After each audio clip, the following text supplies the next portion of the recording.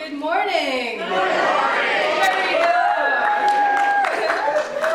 It is such a great joy today to welcome a very dear friend of P-TRIP, Lawrence Lessig, to speak with us this morning. Lawrence Lessig is the director of the Edmund J. Safra Center for Ethics at Harvard University. He is the author of numerous books, most recently One Way Forward, The Outsider's Guide to Fixing the Republic, and he is the founder of Mayday PAC, the super PAC to end all super PACs, to get money out of politics. He is a tireless crusader against corruption and the money that is polluting our democracy. He travels the country relentlessly campaigning, speaking, and lobbying on this issue. And I can say that no one works harder or does more, and it is our very great honor to have him here. And so with that, I would like to welcome Lawrence Lessig.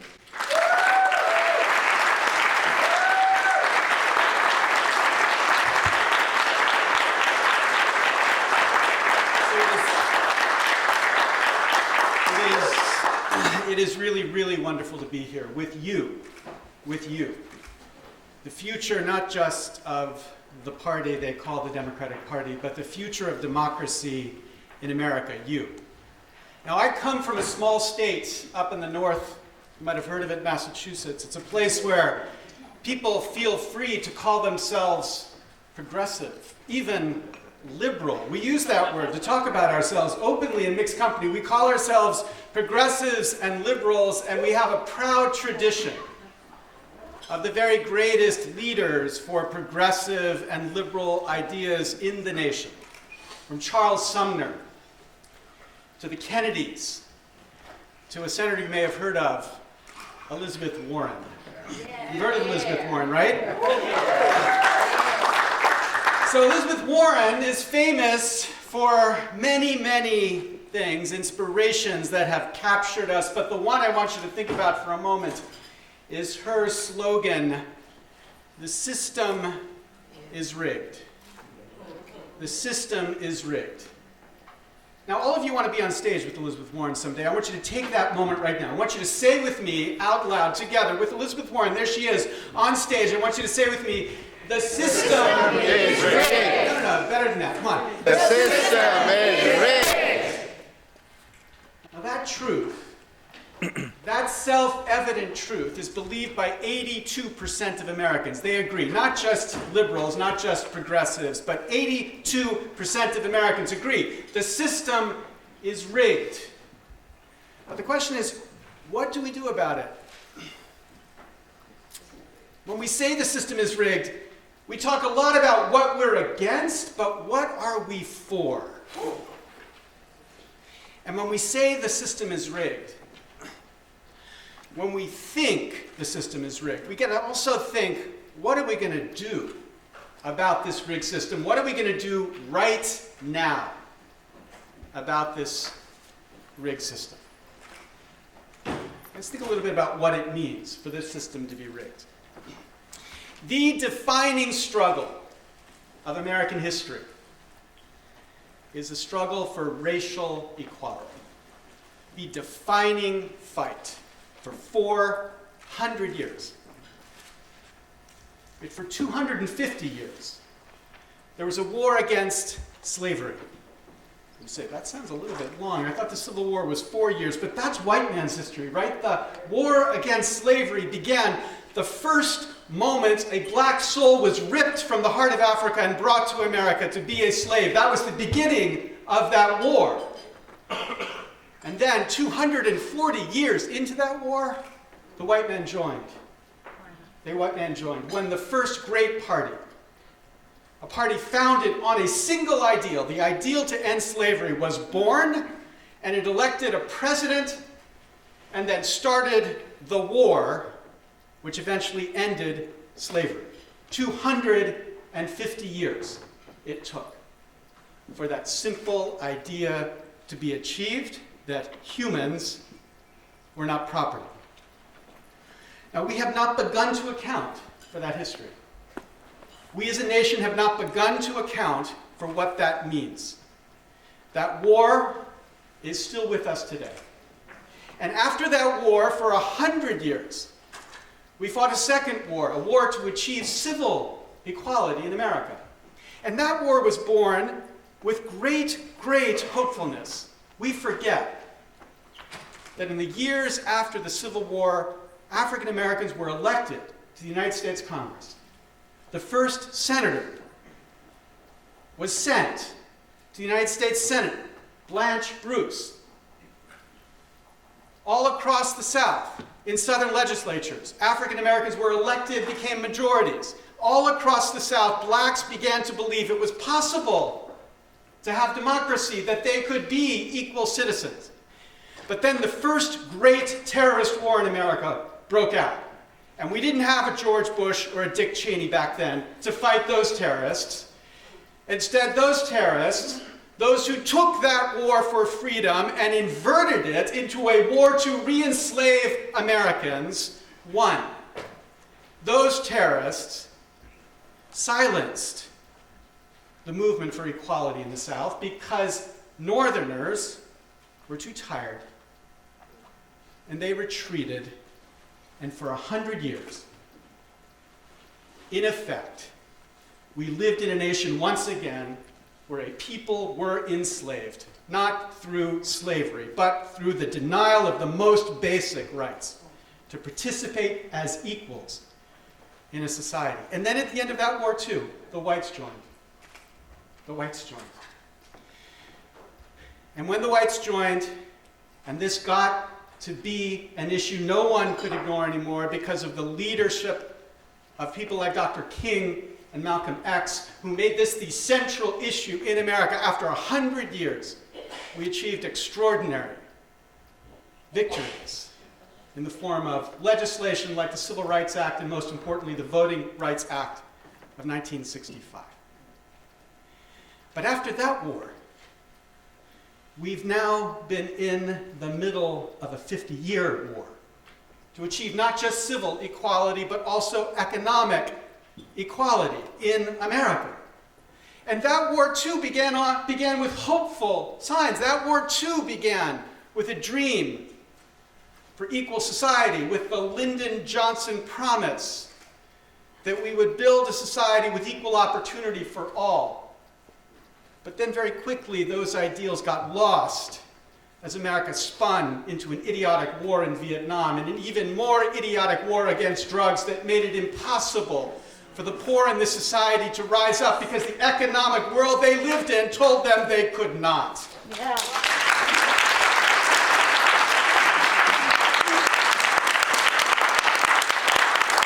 These absurd and useless wars over the last 50 years have institutionalized a system of inequality in the society.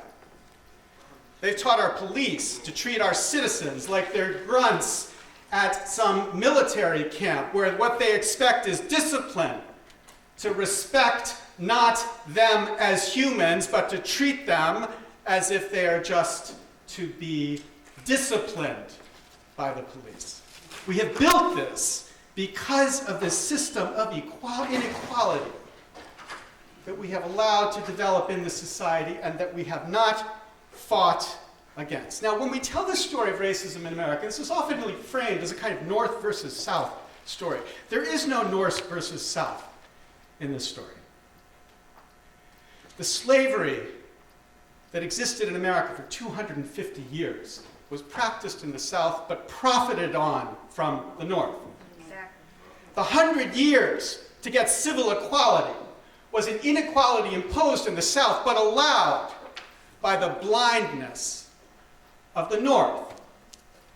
And the inequality of the last 50 years through these useless, senseless wars has been fought all across the country, not just in the South. This is not North versus South. This is America not living up to the fundamental ideal of America.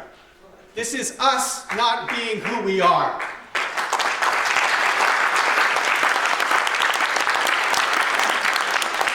So when I hear a movement that now needs to express itself in this slogan, Black Lives Matter, it hurts. It hurts.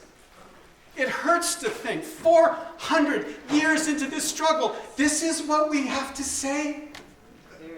400 years into a fight, we're still arguing about this? This? I have a 5-year-old daughter. I don't know how to begin to explain to my 5-year-old daughter why this is a slogan in America today. All I can say, all I can hope to get her to see, is this is a slogan that reminds us of who we could be, because this is a reality of who we are not yet. We are not yet a society that respects our people equally. We are not the society we promised ourselves we would be. Now, in this history, there's been amazing leaders fighting for this equality, none more optimistic and hopeful than Dr. King. Dr. King, in 1961, June 6th, went to Lincoln University. He gave a speech. He said this about America. He said, "For in a real sense, America is essentially a dream. The substance of the dream is expressed in these sublime words, words lifted to cosmic proportions, that we are all created equal." It's hard for me to understand how a man as knowledgeable as Dr. King, with the knowledge of the history he had of America, had the courage, had the hope to be able to stand and say before America, we are a nation founded with this dream, that we were created equal, because the reality was not a life of equality. But he knew there was a way back from that inequality.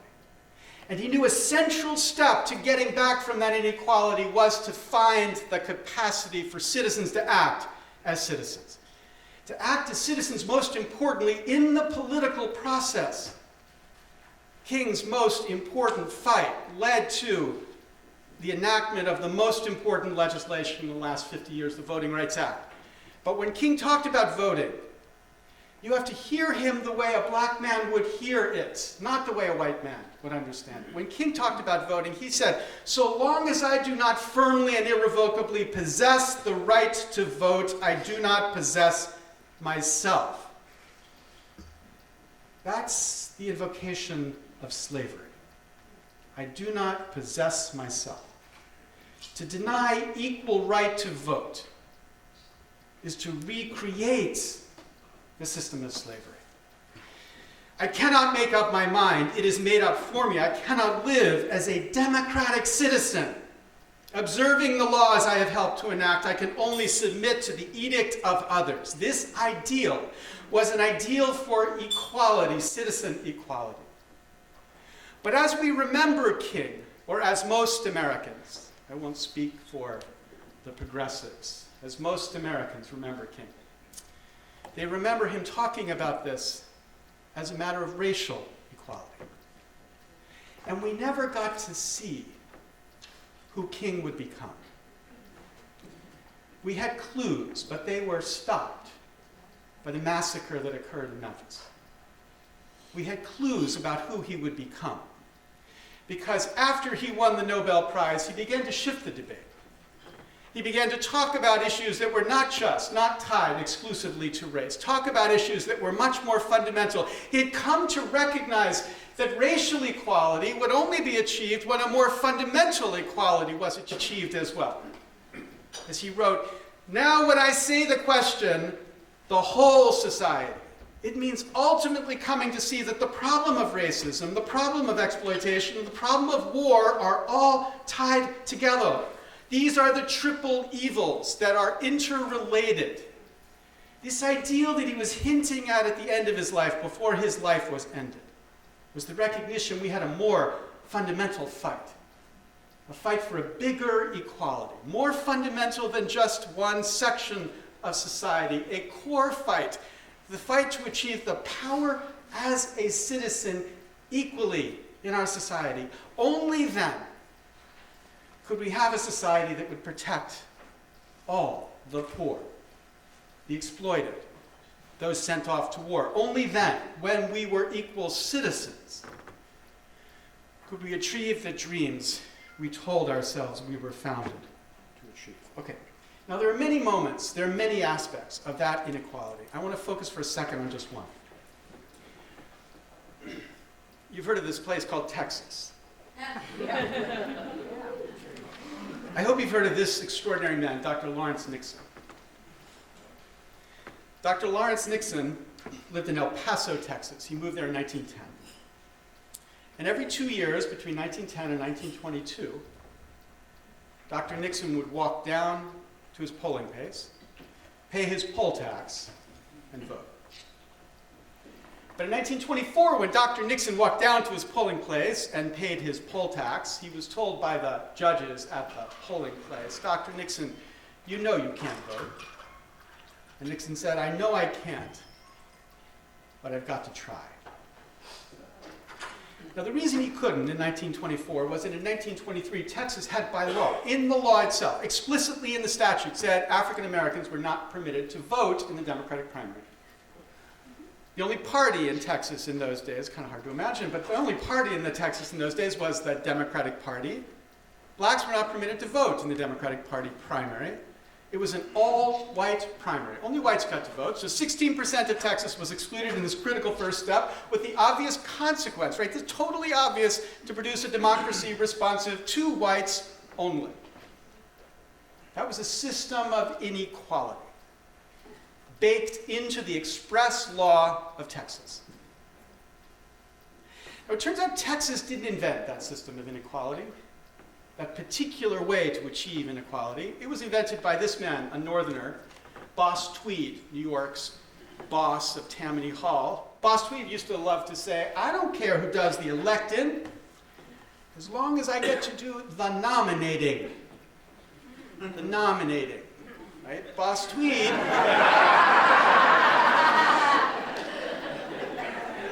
Boss Tweed understood the way politics works. If you control the nomination, it doesn't matter who gets to vote in the election, because every candidate knows they have to keep you happy. And if they got to keep you happy, they'll say what they need to say to the voters, but they're going to work as hard as they can to keep you happy. This system that Boss Tweed invented, let's call it Tweedism. Tweedism. So what Tweedism is any multiple system, any multiple stage system, where in the first stage, the Tweeds get to control the process that then creates the results that in the second stage, the rest of us get to vote among. And the consequence of Tweedism, right, obviously, is a system responsive to the Tweeds only. A system of inequality because of the power the Tweeds have in the system. Now, when you understand Tweedism, you begin to see it everywhere. Think about the extraordinary protests that broke out last summer in Hong Kong, right? Students and then their parents and then most of Hong Kong showed up to protest a law that China had proposed for selecting their chief executive. The law said the ultimate aim is the selection of a chief executive by universal suffrage upon nomination by a broadly representative nominating committee in accordance with democratic procedures. Nomination by a nominating committee. 1,200 citizens would have the right to pick the candidates that about 7 million citizens would then get to vote among. So if you think 1,200 out of 7 million, that's about 0.02% of Hong Kong got to pick the candidates that Hong Kong got to vote among. Now, 0.02% is a really small number. Look how small that is right there. You can barely see it on the board. Right? If you're trying to represent it, if this is all of Hong Kong, here's all 7 million people in Hong Kong, 0.02% is that. Tiny, tiny percentage. Who get to control the first stage, the nominating process, which then sets the candidates for the second stage, the citizens voting. And they feared, the protesters feared, that this filter would be biased because the 0.02% would be dominated by a pro-Beijing business and political elite. 99.98% excluded from this critical first step, with the consequence, obviously, of producing a democracy responsive to China only, a system of inequality. Now, these cases are obvious, not just to you, but I think to every American. If you had any American look at this story, they would say, yeah, these are obvious cases of fundamental inequality. So why not this case too? In America, we take it for granted that campaigns will be privately funded. But as you know, candidates, funding is its own contest. Funding is its own primary. Or we should say funding is another primary. Right? You spend your time saying, vote for me, to the voters, but before you get to say that, you've got to spend your time saying, give money to me, to the funders. It's a primary. A primary takes time. Members of Congress and candidates for Congress spend anywhere between 30 and 70% of their time dialing for dollars, calling people to raise the money they need to get to Congress or to get their party back into power. And that process has an effect. It develops in candidates a sixth sense, a constant awareness about how what you do might affect your ability to raise money. Become, in the words of the X-Files, shapeshifters as you constantly adjust your views in light of what you know will help you to raise money. Leslie Byrne, Democrat from Virginia, describes that when she came to Congress, she was told by a colleague, quote, always lean to the green. And to clarify, she went on, you know, he was not an environmentalist. This process is a primary. It is the money primary. It's not the white primary, it's a green primary. And what it means is we need to think about who the funders in that green primary are. The funders. So in 2014, 5.4 million Americans gave even $1 to any congressional campaign. That's about 1.7% of America. The biggest funders gave more than $1. The top 100 gave as much as the bottom 4.75 million combined. So this is not evenly distributed. But of course, we want to think about who the relevant funders are. We shouldn't think about just the billionaires giving millions. Let's think about the funders who give enough to matter to a candidate. The funders who give enough so that when a candidate's dialing for the dollars, the candidate's thinking, what does this person think about? So let's pick an arbitrary number. Let's say $5,200, which in the last election cycle was the maximum amount you could give to any congressional candidate in the primary and in the general. Turns out in 2014, 57,874 Americans gave $5,200, which, for those of you doing the numbers, is 0.02% of America. 0.02% of America give even $5,200, which most candidates for Congress would tell you, you know, it really isn't a lot of money. It's not the sort of money I'm worried about. $5,200 is the number of people who equate to the number of people who select the candidates in Hong Kong. This first stage, dominated by the tiny fraction of the 1%. We could say a Chinese fraction of the 1% dominate this first stage, with the consequence, obviously, of producing a democracy responsive to the funders only. As a Harvard professor, I'm not allowed to talk about Princeton studies, so I'll put that off the stage really quick. But there is a Princeton study, Martin Giles and Ben Page, the largest empirical study of actual decisions by our government in the history of political science, relating those decisions to the attitudes of the economic elites, organized interest groups, and the average voter. And what they found was, for the economic elites, as the percentage of economic elites supporting a proposal goes up, the probability of that proposal actually being enacted goes up as well. That's intuitive, right? The more who support an idea, the more likely it is it will be passed. Same thing for organized interest groups. As more groups support something, the higher the probability is that it will be passed. Here's the graph for the average voter. The average voter is a flat line. Okay, what that's telling you is, regardless of the percentage of average voters who care about something, it doesn't change the probability of it being enacted. It doesn't increase the probability if we go from 0 to 100% of average voters. It has no connection to the probability of it being enacted, as they put it in English, when the preferences of the economic elites and the stands of organized interest groups are controlled for. The preferences of the average Americans appear to have only a minuscule, near zero, statistically non-significant impact on public policy in a democracy. In a democracy. Right? This was to be the picture of our democracy. We're supposed to be steering the bus. Here we are, we the citizens, steering the bus. But here's the reality of our democracy. The steering wheel has become removed from the bus. We don't steer the bus anymore, and the numbers show it. The numbers show it. This is the product of tweedism. It's the product of a fundamental inequality that we have allowed to evolve in our system. I'm not talking about wealth inequality, though of course tweedism amplifies wealth inequality. I'm not talking directly about race inequality, though of course race inequality ties to tweedism too. I'm not talking about sex inequality, I'm talking about citizen inequality. This is what tweedism is, an inequality of citizens in their influence over the political system. Okay, now, it's not the only inequality that citizens face. It's the most clever, which is why it gets this clever title, tweedism, right? It's kind of hard to even notice it unless you do the numbers and begin to think about what the life of a candidate is, an experience many of you know intimately, but most Americans have no clue about, so it's clever.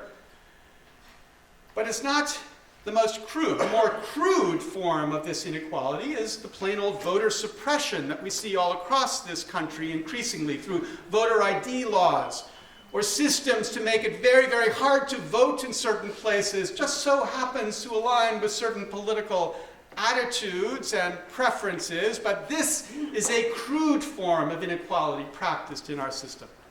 And there's a much more systemic kind of inequality in our system, not necessarily tied directly to wealth or directly to race or directly to economic aptitude. This is just the systemic inequality produced by systems like gerrymandering or one winner-take-all voting systems, right? In the United States Congress right now, 90 seats out of 435 are competitive. Wow. 90 seats, which means for 345 districts in America, if you're in the minority, you don't matter. I'm not talking about racial minority. I'm saying if you're in the minority party, you don't matter to that congressman. Because that congressman or congresswoman realizes the only thing that matters is what my party thinks about. And I've just got to make sure that I don't get attacked from the far right or the far left, because that's the only thing that matters to me. So for every other citizen in that district, they think of their congressperson and think this person doesn't care about me because I have no influence over that congressperson's future. All these are aspects of the inequality that we have allowed to grow inside the system. And so when we say what we're against, what we should say is we're against this inequality, but much more powerfully, because it ties to a moral arc of the history of this nation. When we say what we are for, we should say we are for this equality, not yet achieved, this citizen equality. That this citizen inequality is what produces what Elizabeth talks about when she talks about the rigged system. That is the cause of the rigged system. And citizen equality should be the fundamental fight we are stepping up to have. Right? We've got to stop being trapped by the tyranny of tiny minds who tells us the most we can get is dealing with student loan debts. That would be amazing, but that's the most. That's the most. Or these tiny little tweaks that maybe a president could get through the administration without Congress stopping. We've got to stop accepting this tiny way of thinking about what we can do and start talking about the fundamental change that would make democracy possible again. And citizen equality is that.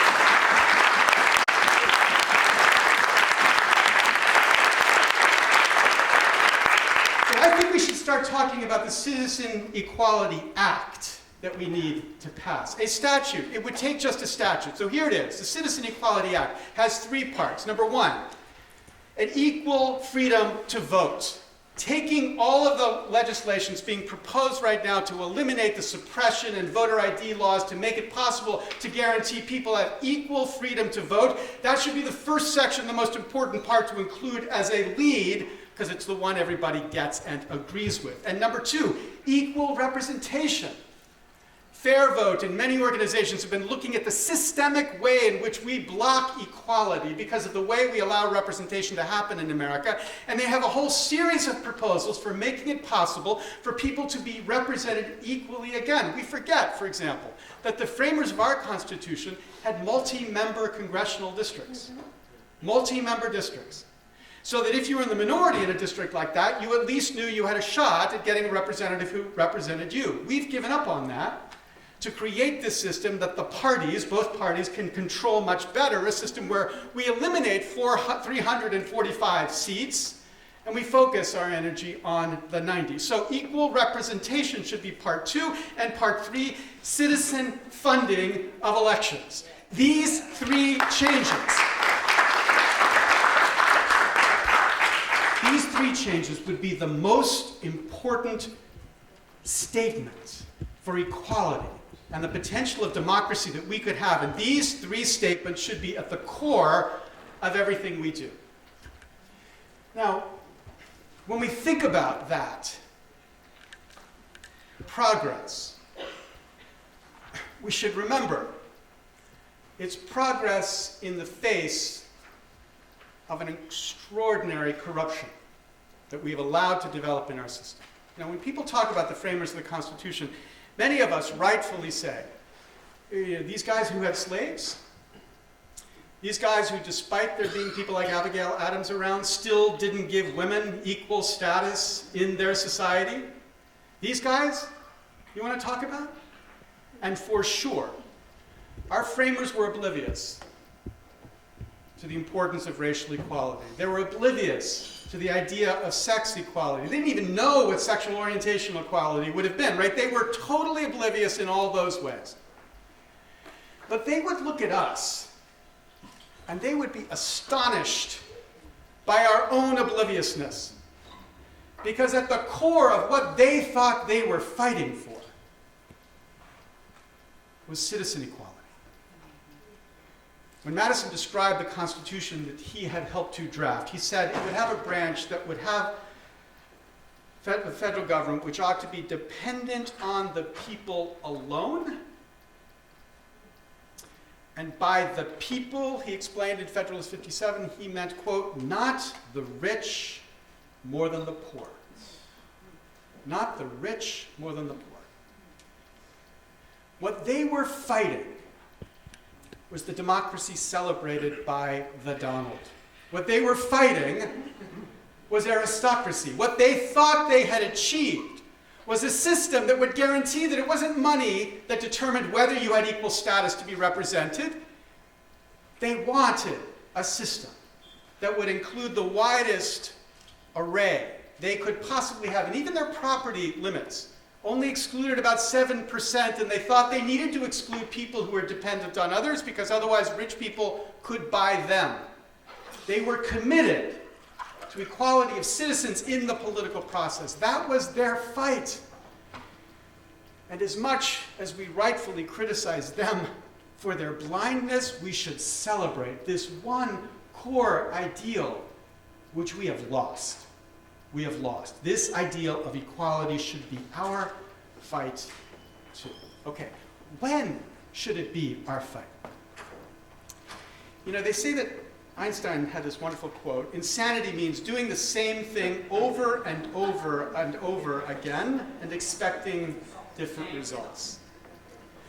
It turns out Einstein didn't say that, which is really sad because it would be the one genius thing Einstein said that I understand, right? But okay. Insanity is doing the same thing over and over again and expecting different results. When I look at our political process, remember change you could believe in? When I look at our political process, remember believing in it before there was change? When I look at our political process, I begin to wonder, are we insane? Are we insane? Because when we know, as we know, the system is rigged, but we go on without fixing the rigged system, that betrays a certain kind of insanity. I mean, just imagine you were at Las Vegas, and you're there in front of a slot machine, and your friend is pulling the slot machine over and over and over again, and you go behind them with the slot machine, you see that the slot machine's been rigged. There's a little chip that's been inserted, guaranteeing your friend's going to lose every single time. You come around and you say, hey, look, the system's rigged. It's rigged. Look. And your friend says, yeah, that's terrible. It's $1 in, pulls it down. Pull $1 in, pull it down. But you say, wait, what are you doing? And you say, yeah, the system's rigged, but I want to play, I want to play, I want to play, without even thinking, how am I going to stop to unrig this system? This is a certain kind of insanity. And the reality is, even in our own party, we see this too. Because every major candidate for the Democratic primary has acknowledged the problem I've talked about today. Every single one of them, though, practically puts it to one side. Just one issue on a list of 10 or 13 issues that we're going to talk about. As if, without fixing the rigged system first, we could get climate change legislation or sane limits on guns. As if, without changing the way campaigns are funded first, we could reform Wall Street or take on the insurance companies. As if this corruption were just a detail, something to be solved, quote, in the long run, end quote. As if fixing democracy by achieving equality were something that could just wait. But it can't wait. It has waited too long. The core ideal of America, the ideal King spoke about, the dream of America, is that we are created equal, but Washington has remade our Creator's work. Washington has made it so that we are not equal. This was to be the land of no second-class citizens, but from Ferguson to Philadelphia, America has become the land where it's business class that counts first, and ordinary citizens sent to the back of the plane. This reality must end now, in this election, in the first acts of the next president, the next Congress. This inequality must finally come to an end. We can solve no problem until we solve this. And none of the promises of these politicians, these glorious, amazing progressive ideals, none of them are even credible until we have a plan for solving this. We need a campaign that's more than just a partisan squabble. We need a referendum on this fundamental ideal, this ideal of equality, so we can finally have a Congress that is free to lead. So when we talk about the Citizen Equality Act, we should be talking about the Citizen Equality Act of 2017. This should be our fight for this ideal to be the first thing the next president and the next Congress deals with, so that we can finally get back to a place where democracy is possible again. Because you know in your heart of hearts, put the denial aside, you know nothing is possible until we achieve this equality, and you know we can't afford to wait. These campaigns speak as if we're electing Superman or Superwoman, and as if they will come to Washington and wrestle the special interest to the ground. But we forget Washington is Krypton. Remember, Superman loses his power in Krypton. Washington is Krypton. And when Washington meets the Superman, he loses the power. She loses the power. She hasn't the power to do all the things she said she must, until we fix this problem first. Because the system is rigged. Because a democracy with second-class citizens is always rigged.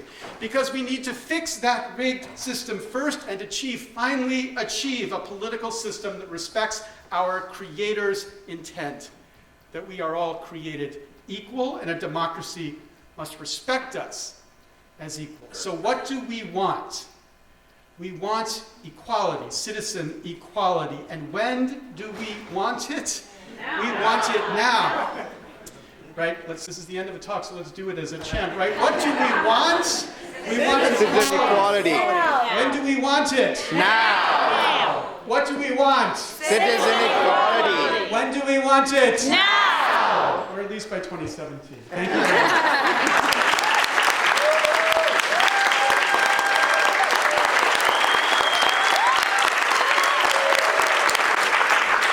I've given you my part. I'd be really eager for yours, so I'm happy to take questions or ideas. Yeah. I'm Mary Ellen Balchunas, and I'm running in Pennsylvania's 7th Congressional District. You know, I came from Williamsburg.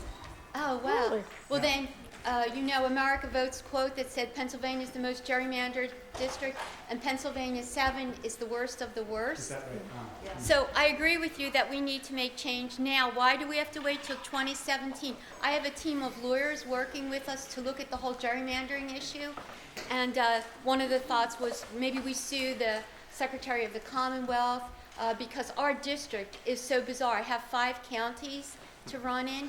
I also wondered, since gerrymandering overwhelmingly helps the incumbent, and since the incumbents are overwhelmingly male, and I know the Supreme Court has overturned gerrymandering for racial discrimination, what about gender discrimination? So look, I produce lawyers for a living, and I'm all in favor of lawsuits to try to achieve justice. You know? But I actually think, as a citizen, not as a law professor, that we do too much through the legal system and not enough through the democratic system.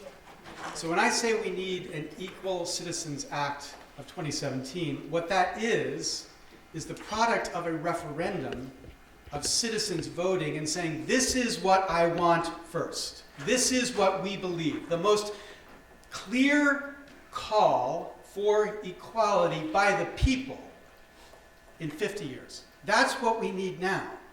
Because only if Congress hears the people speak, demand equality, will they actually give us equality. Because you're right, the whole system is designed to protect the incumbents, and not just the incumbents.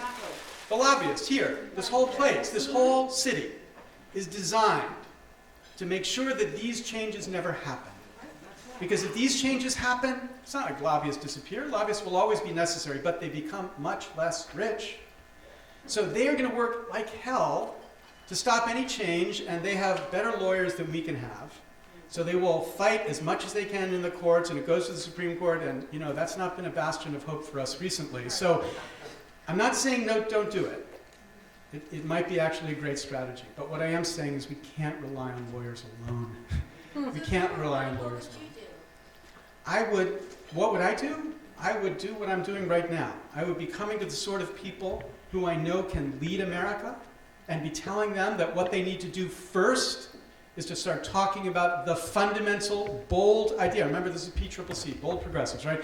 Bold idea that would begin to make democracy possible again and don't accept the small ideas anymore, right? But here's an important twist on that. There are bold ideas that no American should disagree with. And I think we need to talk about those most loudly. There are lots of bold ideas that lots of Americans are going to disagree with. Right? There are Americans who want to equalize all wealth.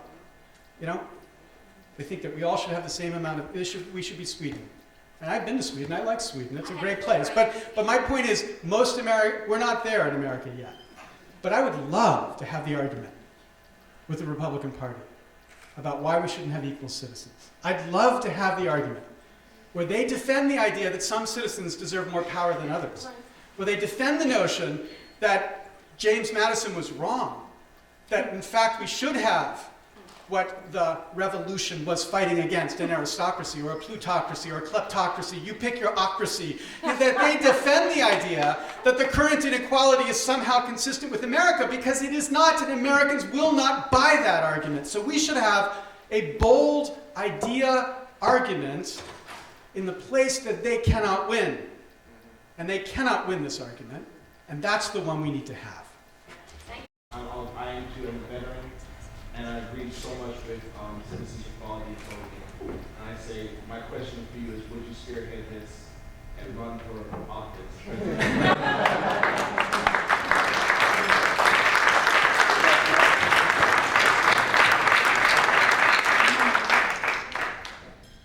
I think somebody's got to take this issue up. You know, it's kind of crazy to think of, somebody like me taking this issue up, but somebody's got to take this issue up. Somebody's got to take it and make it the central issue in this campaign. And I want a candidate to do that. I've tried to persuade people to step up and say, this is the only thing I'm going to do. I'm going to get this one thing done, and then I'll step aside. But this one thing will happen, and I will be the referendum that makes this happen. I've tried to do that, and I still try to do that, because I think that's exactly what has to happen to give us a chance to have this rally around this central core discovered idea again of citizen equality.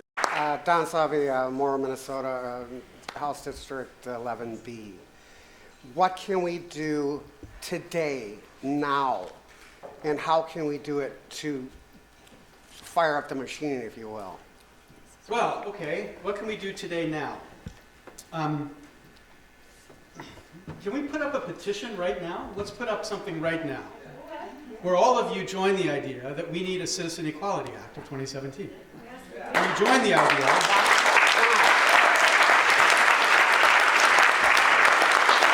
that every Democratic candidate should say, yes, the first thing I'm going to do is to get the Citizen Equality Act of 2017 passed. That's what I'm going to do. And we should begin that right now. We should begin to say, we want the plan. Show us the plan. You remember, show me the beef? Show me the plan. Show me the plan for getting us the Citizen Equality Act of 2017. Because when you show me that plan, I'm going to be excited. Because I know real democracy is possible. And I know that we're not going to have another experience of kids promised the change and then watching as Wall Street and the lobbyists block it. Could we take a page out of the book of the folks in Florida who did the Citizens United legislation on their local level, and as a kind of a. That's a great idea. We could easily have local referenda calling on Congress to pass the Citizen Equality Act of 2017. Absolutely. And of course, there have been plenty of wonderful local referendum calling on Congress to pass a constitutional amendment to deal with Citizens United. And you notice I didn't talk about Citizens United. And part of the reason that I didn't talk about Citizens United is that I fear our obsessive focus on the Supreme Court and the Constitution convinces most Americans there's nothing we can do. We did a poll at the end of last year. We found 96% of Americans believe it important to reduce the influence of money in politics, but 91% didn't think it was possible. This is the politics of resignation. And we've got to start talking about things that are possible, and bold ideas that are possible. And there is no constitutional block to the Citizen Equality Act of 2017. It is completely constitutional, absolutely no doubt, and I will defend it if it's called upon. I will go there to the court and tell those originalists that this is perfectly consistent with what the framers gave us, and they ought to stand up for their principles by upholding James Madison's democracy, right? This idea is possible with a simple majority, and a majority that should include Republicans, because I tell you, it's really hard to be a politician and defend the idea that citizens are not equal and shouldn't have equal power in our democracy. Yeah. I don't really have a question, but I just wanted to thank you for all the work you've been doing. I've been getting your emails. I know Zeth, and I think it's amazing that she's the CEO, so I'm just really thankful. Thank you for coming in today. I'm all in. I'm Christine Parker from the Sunset So sometimes activism is inspired on the fly, and there was a question about what can we do, and Larry said, well, everybody here can get behind a petition for a Citizen Empowerment Act, so why not do that? Can we do it now? Can we do it now? Oh my gosh! So here's what we're going to do. We're going to put the graphic back up there and take yet another group shot. I'm going to ask the federal candidates to come down to the front and then have everybody else behind. Whoever wants to be part of it, come in. Basically what we'll do is we'll have a joint petition that we'll send out to our national membership with everybody's name as initial signers, and ask people across the country to stand with bold candidates who want to be part of this movement. Absolutely.